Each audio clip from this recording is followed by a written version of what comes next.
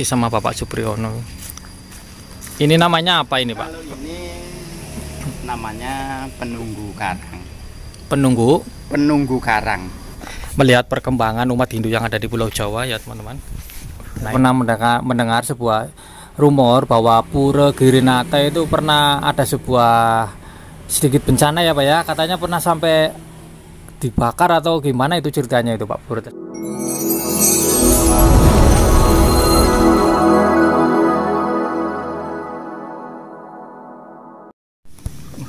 Assalamualaikum teman-teman, salam sejahtera, Om Swastiastu, Namo Buddhaya, Rahayu, Rahayu, Rahayu. Pada kesempatan kali ini saya telah sampai di Dusun Putuk, Desa Banaran, Kecamatan Kandangan, Kabupaten Kediri, Jawa Timur, teman-teman.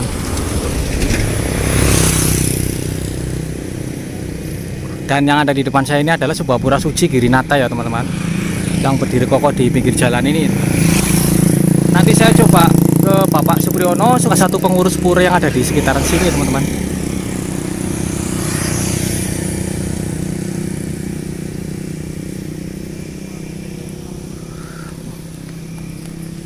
Om Swastiastu.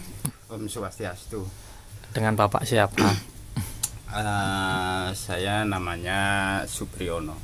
Jadi Bapak Supriyono ini ini Desa Putuk ya Pak ya? Iya, ini Desa Putuk. Saya selaku PHDI tingkat Desa Putuk, juga sebagai pengurus pura di Pura Girinata. Pura Girinata yang ada di sini apa ya? Iya. Yang jelas Bapak ini sudah lama. Bapak, apakah Bapak asli warga sini Pak? Saya asli kelahiran sini, kelahiran Putuk ini. Saya sebagai PHDI Putuk. Ya mohon maaf ini dipercaya sama umat sampai 2 periode. Sampai 2 periode. Seperti beliau ini salah satu pengurus ya, Pak ya. Pura Girinata. Jadi mau bertanya, kalau untuk perkembangan umat Hindu yang ada di sekitaran desa ini, kalau saya boleh tahu populasinya kira-kira masih ada berapa kakak Pak yang ada di desa ini?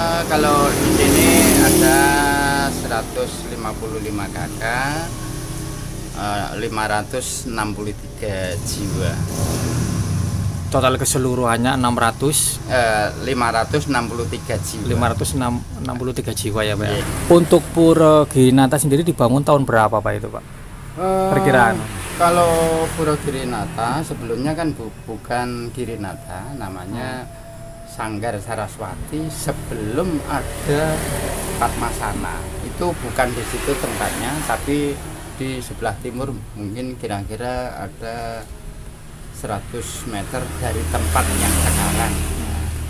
Setelah itu ada pengembangan untuk lokasi pindah ke yang sekarang. Itu dulu diibahkan dari Bapak Buang yang ada di tempat itu. Tapi dulu tidak seperti itu Mas. Dulu itu kan tanah itu tanah, kalau bahasa Balinya tanah tenget atau kalau Jawa wingit kan. Itu bisa diistilahkan apa Pak kalau tanah wingit itu Pak? Ibah. Oh tanah hibah ya Pak ya? Tanah dihibahkan dari Mbah Buang. Ya. Kalau istilah di agama Islam itu tanah wakaf ya Pak ya? Mungkin. Iya. Dan barangkali ada cerita sedikit Pak, saya pernah mendengar sebuah rumor bahwa Pura Girinata itu pernah ada sebuah sedikit bencana ya Pak ya. Katanya pernah sampai dibakar atau gimana itu ceritanya itu Pak Pura tersebut? Oh begini, pada saat itu tahun 97 karena kesalahpahaman, tapi kejadiannya begini. Jadi pura, gereja sama rumahnya kepala desa dibakar, dirusak. Tapi karena umat Hindu itu tentang hal itu tidak usah dibikin masalah. Yang penting kita menjalin kerukunan antar umat beragama, warga, tidak ada masalah apa-apa. Artinya mungkin Tuhan Ida Sanjang Widiwasa untuk mempralina pura itu punya misi akan kebaikan ke depan. Nyatanya sekarang lebih baik dari yang dulu. Dan untuk kondisi pura tersebut setelah pasca terbakar itu bagaimana Pak? Apa kondisinya, ada yang rusak? Sebagian besar rusak atau bagaimana kondisinya setelah itu terbakar? Hancur semua. Oh, itu hancur semua. Makanya kalau dulu bangunan namanya Padmasana itu dihancurin juga. Kalau dulu Padmasana itu cetakan seperti batako, ada yang ngambil, termasuk saya sendiri yang ngambil dari Bali, dari kapal, untuk didirikan di Pura Girinata itu. Terus karena ada masalah itu, kesalahpahaman, hancur sampai jadi sekarang lebih baik, lebih megah untuk ukuran umat Hindu yang ada di sini. Jadi tidak mengurangi serada dan bakti. Setelah kejadian itu justru warga Hindu itu tambah semangat itu. Ya, dan itu setiap peristiwa pasti ada hikmahnya ya Pak ya, dan ada pelajaran yang harus dipetik juga ya Pak ya. Nah, itu ngambil hikmahnya aja. Ya. Nah, itu sedikit kutipan cerita dari Bapak Supriyono tentang peristiwa yang pernah terjadi di Pura Girinata, teman-teman. Yang dari sini aja. Nggih. Masih sama Bapak Supriyono. Ini namanya apa ini Pak? Kalau ini namanya penunggu karang. Penunggu karang. Ya, jadi secara fisik ini yang menjaga pekarangan rumah beliau yang tempatnya. Apakah ini sejenis pelinggi Pak? Betul, pelinggi, tapi tugasnya beda. Ya. Jadi kalau pelinggi kan istilahnya kan untuk menghormati sosok Damyang yang ada di sekitaran sini gitu. Ini mungkin kurang lebih seperti itu. Kurang lebihnya seperti itu ya Pak ya. Yeah. Oh iya. Nah, kalau ini namanya, cuma ini berbeda-beda bentuknya. Iya. Kalau yang penting kita beri keyakinan tentang Tuhan disentanakan di sini. Disentanakan di sini berarti beliau, saya setiap mendekatkan diri sama Tuhan, saya sembahyang di sini. Oh, di sini. Jadi setiap hari, pagi, malam, sore, kan gitu. Berarti lebih bisa disimpulkan ini tempat ini apa Pak namanya Pak? Ini kalau pada umumnya kalau di Bali mungkin Padmasari. Ya. Kalau karena saya bikin seperti ini, kita berkeyakinan untuk pelinggih Tuhan gitu ya. Oh iya.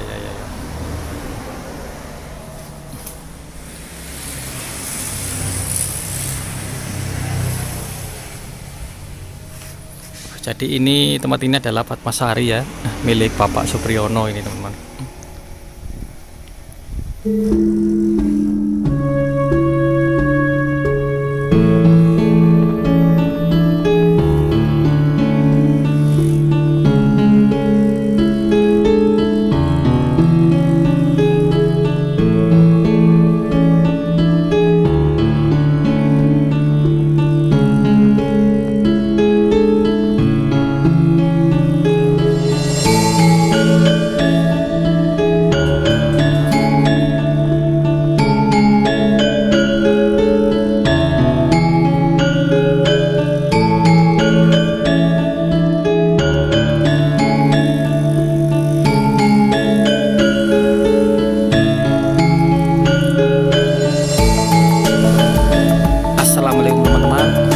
Salam Swastiastu, Namo Buddhaya, Rayu.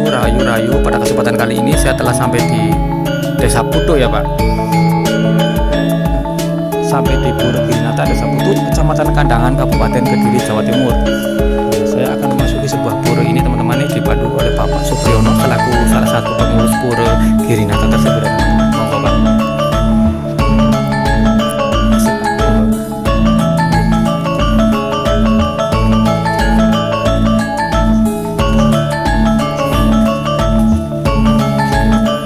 Ini suasana dalam puranya seperti ini. Untuk saudara-saudara Dharma tanah air maupun yang di Bali yang ingin melihat perkembangan umat Hindu yang ada di Pulau Jawa ya teman-teman. Nah, ini kondisi puranya, ini pura besar ini.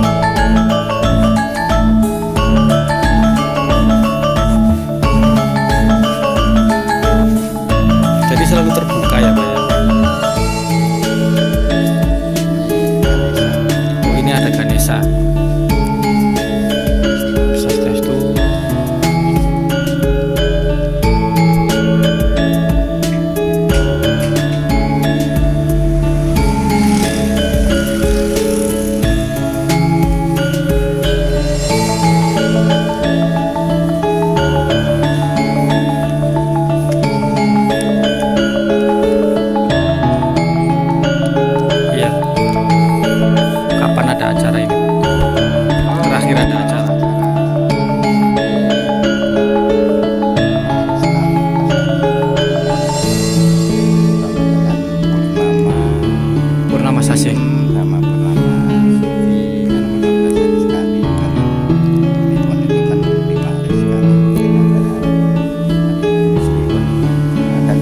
Sembayangan banyak umat warga. Dari Bali juga ke sini juga Pak. Oh, ada kalau dari Bali mungkin tidak setiap hari, cuma kadang-kadang datang ada 1 bis, 2 bis sampai 4 bis juga, tapi tidak setiap bulan karena mereka umat yang ada di Bali, saudara-saudara kita yang ada di Bali kan itu ingin tahu keberadaan umat Hindu yang ada di Jawa ya. Ya betul. Sebagian.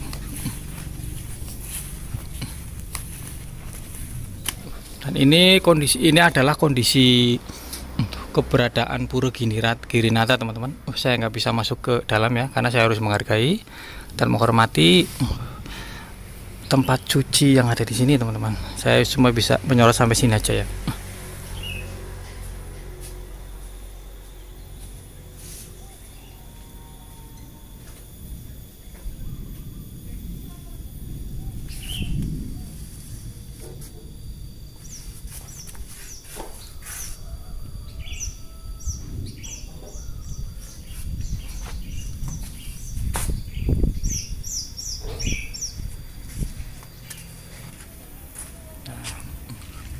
Sana Pak, ke depan Pak. Sana. Jadi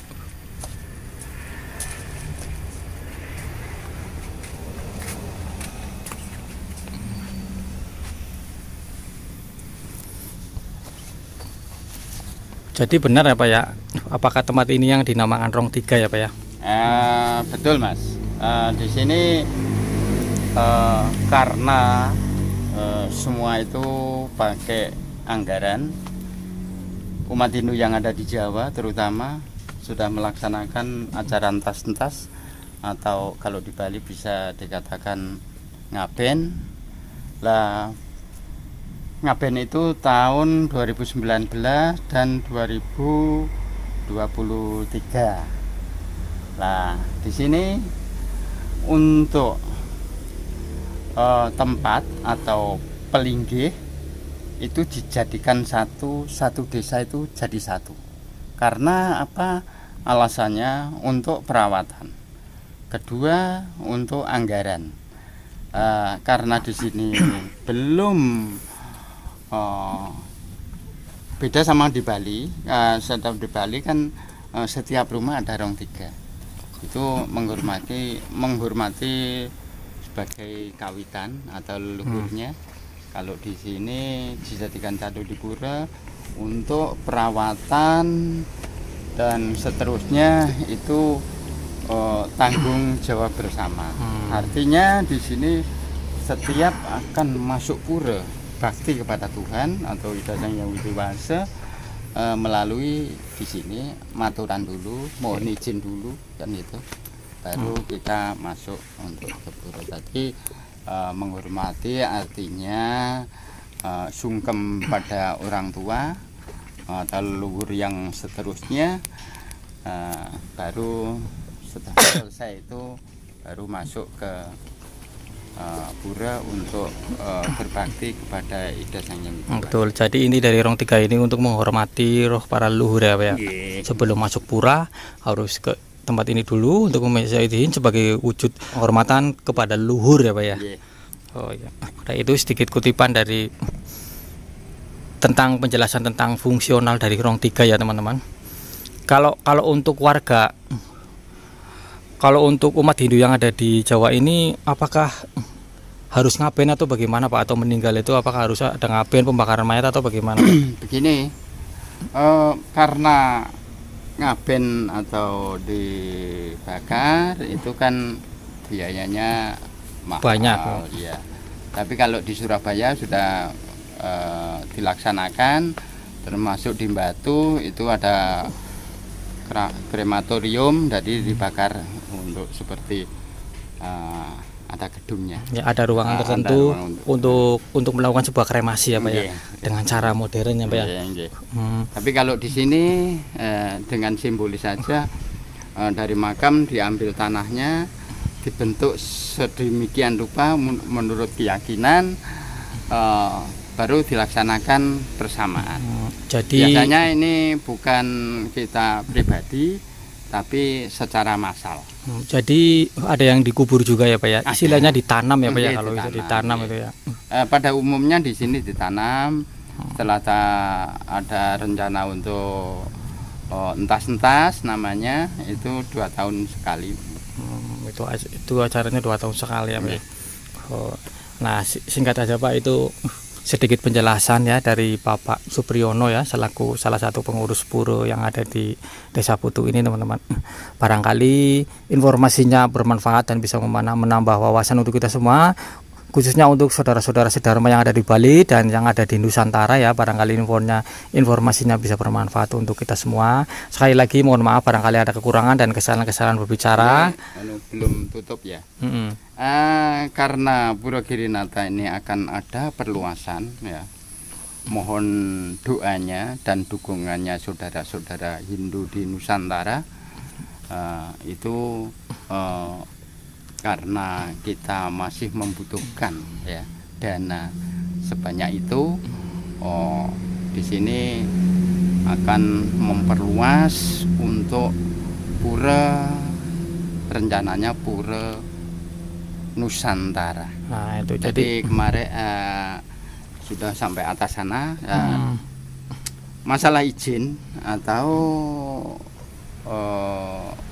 surat menyurat sudah resmi semua, termasuk ada IMB sudah keluar tentang pembangunan berjalan terus sekalipun pelan-pelan tapi pasti.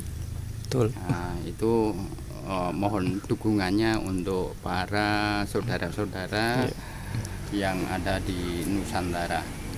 Saya sebagai PHDI dan pengurus pura, terima kasih banyak tentang acara ini. Mudah-mudahan bermanfaat. Saya memberi penjelasan, kalau kurang berkenan mohon maaf. Om Santi. Nah, Om Swastiastu. Nah, itu penjelasan dari Papa ya teman-teman. Sampai berjumpa lagi pada episode selanjutnya.